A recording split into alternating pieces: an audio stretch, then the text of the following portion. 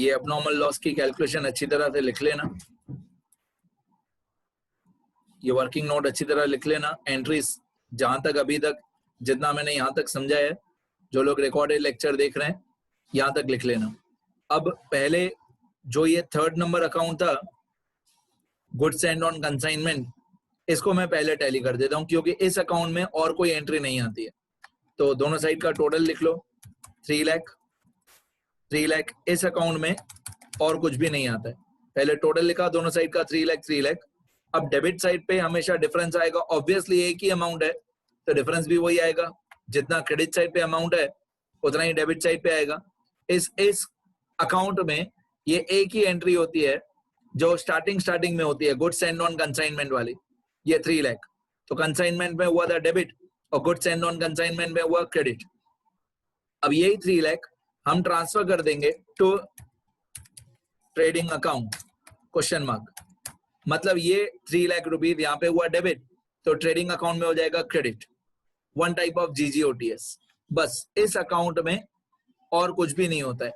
पहली एंट्री जो गुड्स भेजा था हमने ऑन कंसाइनमेंट, तो कंसाइनमेंट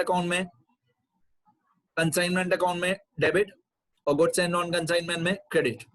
फिर वही अमाउंट आपको सीधा सीधा ट्रेडिंग अकाउंट में ट्रांसफर कर देने का, बस इस अकाउंट में और कुछ नहीं आता है। फिर सजावटें टोटल में सिंगल लाइन डबल लाइन उतना सिर्फ कर देना। जो टोटल है 3 लाख उसमें सिंगल लाइन डबल लाइन करके छोड़ देना, हो गया। इतना लिखो सब लोग।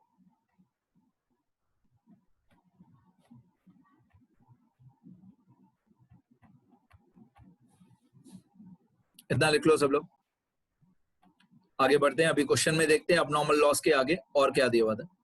ये क्वेश्चन हमारा, क्वेश्चन में लिखा हुआ था Sanjay brothers paid ₹18,000 for expenses of remaining goods. देखो ये लोग खुद आपको हिंट दे रहे हैं, रिमेनिंग गुड्स। आपको याद होगा कंसाइनर ने 1000 फैन भेजे थे, उससे 100 फैन रास्ते में डिस्ट्रॉय हो गए थे, बाकी रिमेनिंग कंसाइनी के पास कितने फैन पहुंचे थे 900।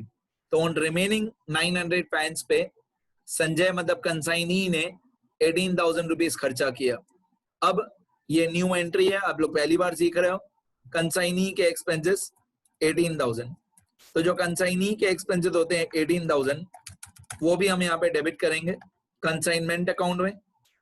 कंसाइनर का एक्सपेंस हो तो भी डेबिट, कंसाइनी का एक्सपेंस हो तो भी डेबिट। कंसाइनर का एक्सपेंस हो तो टू कैश, और कंसाइनी का एक्सपेंस हो तो हम लिखेंगे to consignee account, to consignee account. मैं यहाँ पे ब्रैकेट में लिख देता हूँ डिलीवरी चार्जेस। कंसाइनी ने जब रिमेनिंग गुड्स की डिलीवरी लिया तो ये 18,000 रुपीज खर्चा पे किया। 18,000, इसका दूसरा इफेक्ट भी होगा। कंसाइनमेंट में हमने डेबिट साइड पे लिखा टू कंसाइनी, मतलब मेंट में लिखा नी, तो नी में लिखेंगे मेंट। मेंट में लिखा डेबिट साइड पे नी, तो नी में क्रेडिट साइड पे मेंट, मतलब बाय कंसाइनमेंट अकाउंट। ये कंसाइनी के एक्सपेंसेस है, delivery expenses, delivery charges 18,000 rupees. Expense consignee का है, याद करो 11th स्टैंडर्ड। एक्सपेंस पे कंसाइनी ने किया है, लेकिन उसको कंपेंसेट, हिंदी में बोलते हैं भरा के देना, कंपेंसेट हम लोग करेंगे। पे कंसाइनी ने किया है लेकिन खर्चा हमारा है। हम मतलब कौन? कंसाइनर। हम मतलब कौन? कंसाइनर। तो खर्चा पे कंसाइनी ने किया है लेकिन कॉम्पेंसेट हम करेंगे।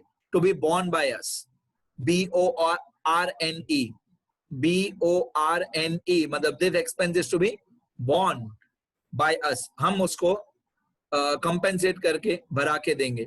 तो जब भी कंसाइनी एक्सपेंस पे करे तो डेबिट साइड पे टू कंसाइनी, मतलब कंसाइनमेंट में डेबिट साइड पे टू कंसाइनी, और कंसाइनी में क्रेडिट साइड पे बाय कंसाइनमेंट। ठीक है, ये दो इफेक्ट होते हैं कंसाइनी के खर्चे के। इतना लिख लो सब लोग। मैं पॉज करता हूं यहाँ पे।